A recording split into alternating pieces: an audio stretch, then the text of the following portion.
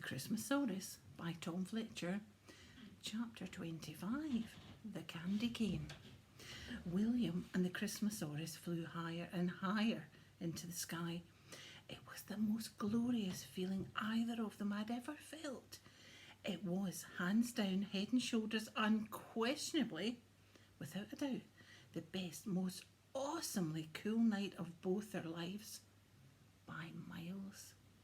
There had been so much excitement and commotion that William suddenly felt completely exhausted. His power bar had hit zero, batteries drained. He was safe now, flying behind the Christmasaurus, and the warm, magical feeling inside him made him feel so sleepy. Before he knew it, he was snoring away happily, 20,000 feet in the air, whilst the Christmasaurus flew on into the night. William woke up suddenly as a blast of bright light exploded out of nowhere. How long had he been asleep? It only felt like minutes. He looked over the side of his wheelchair and saw they were no longer flying over the streets and houses of Williamstown. At the edge of the city, they were over pure white snowy mountains. He must have been asleep for hours. As the fresh snowy air chilled his cheeks, William tucked his hand inside the sleeves of his thin dressing gown, wishing he were wearing a little more than his dinosaur pyjamas. Flash! There it was again. A vibrant explosion of greeny blue light illuminated the entire sky. The Northern Lights. The Christmasaurus let out a happy roar of excitement. He was almost home. He suddenly started climbing steeper and steeper until they were completely vertical, facing the moon. What are you doing? William cried, clinging on for dear life as the Christmasaurus kept flying up and up.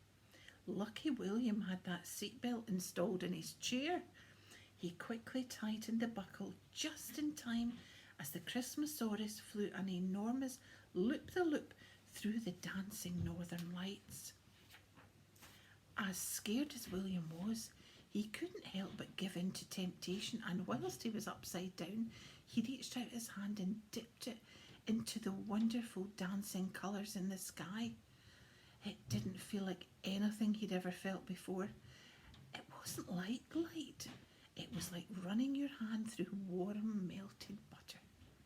William's dinosaur pilot performed some more daring aerobatics, loopy twists and twisty loops, and when they were finally back up the right way, William was a little sick over the side of his chair. Unbeknown to him, it had landed on an elf's roof below. The Christmasaurus made a little scoffing sound. "It's not funny," William said, nearly throwing up again as the Christmasaurus started descending into the gigantic mountains below. He weaved gracefully in and out of the cracks in the cliffs until the mountains cleared in front of them, and all William could see was an infinite sea of pure white snow. The Christmasaurus landed with a little bump, which for his first landing wasn't a bad effort. Years of watching the reindeer had definitely paid off. They came to a sudden stop in the middle of the stark white nothing. William looked around him and saw absolutely zilch. He did a 360 scan and confirmed they'd flown all the way to nowhere. But for some strange reason, the Christmasaurus looked wonderfully happy.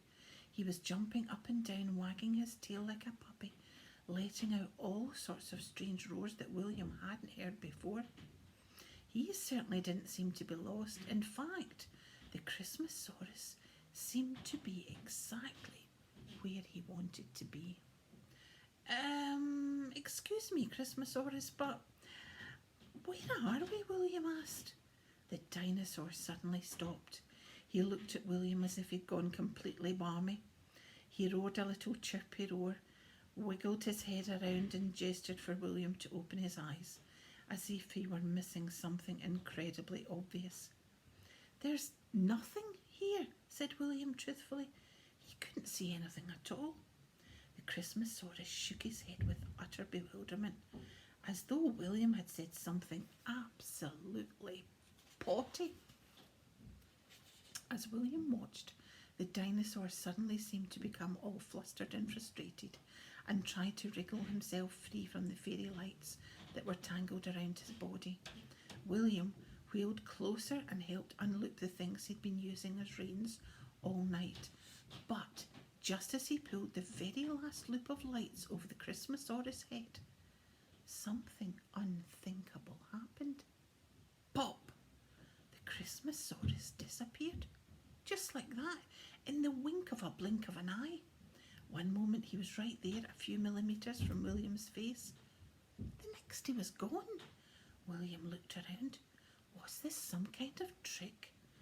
"Hello," he called, but his voice drifted onto the frozen wind into the distant nothingness. There was only snow as far as his eyes could see. He was sitting in his wheelchair, holding the string of unlit fairy lights, suddenly feeling very lonely and just a little bit scared. All of a sudden, a gust of wind whooshed past, and William thought he heard whispers. He couldn't make out exactly what they said, though. It was more noises than words. "Is anyone there? Christmasaurus," he called. The breeze blew back again, and he heard the same whispers. He quickly searched all around. Weirdly, William no longer felt alone, even though all he could see was emptiness for miles and miles. He suddenly felt as if he were being watched again. Pop! William heard something. He used his hand to shield his eyes from the falling snow, but still only saw long, empty fields of white all the way to the distant mountains. Then something caught his eye. There was something there after all, something small sticking out of the snow a few metres away from him. He wheeled himself over and pulled out a shiny, delicious-looking red and white candy cane from the snow. He was sure it hadn't been there before. He examined the yummy, sugary cane. It looked exactly like the sort of candy cane you might hang on your Christmas tree, except it was perhaps just a tiny bit larger and heavier and somehow more scrummy looking. As he turned it round in his hands, he noticed something on the flat, circular bottom of the cane. There was very small but very neat writing, like the writing that runs through the centre of the stick of rock that you sometimes get at the seaside. The tiny, perfect writing said, "William Trundle." William was stunned. How on earth was his name written in this oddly beautiful candy cane? Was he supposed to eat it? William looked around at the forever emptiness and decided he'd nothing to lose. So he put the candy cane in his mouth and bit off a chunk. Pop! As he bit down, the most spectacularly magical thing happened. He didn't disappear like the Christmasaurus had. Quite the opposite, in fact. Everything else appeared. And by everything, I mean everything. Suddenly, William was sitting at the entrance to an enormous wooden building. It was the North Pole Snow Ranch. He couldn't believe how grand it was. Its impressiveness reminded him of the museum. As he marvelled at the twisty turrets, the puffing chimneys, the toboggan run path, and the snowflake door knocker, his mouth dropped open with wonder. It was just like his dad's stories. Then he noticed the animals, except they weren't animals. They were more like creatures, magical creatures. There were small ones with wings whizzing overhead, trailing silvery dust behind them. There were snowmen, in the distance figure skating on a large frozen pool, performing fantastic swirls and twirls, and occasionally pausing to pick up a carrot or a piece of coal they'd lost in the process. Most of all, he noticed the small, jittery little creatures that were now surrounding his wheelchair, as the Christmasaurus happily greeted them with sloppy licks and tail swishes. Even though William had never seen one before, he knew at once what these small creatures were. They were elves, "Hello, elves," he said. The elves all backed off and dived for cover, slightly scared of William. Then, one by one, they popped back out, looking frightened and cross, before all of a sudden they started singing. "A child is here, a child is true. Oh, what we poor elves to do! We could not leave him there to freeze. He heard our whispers on the breeze. And so we made a candy cane, personalised with his name. So when that cane was licked and tasted, this boy was evaporated through the void of time and space and brought here to this magic place. We've never done what we just did now. What should we do with this kid? He's seen our secret hiding spot. Everything has gone to pot. What will Santa think and say? He'll be here soon, he's on his way.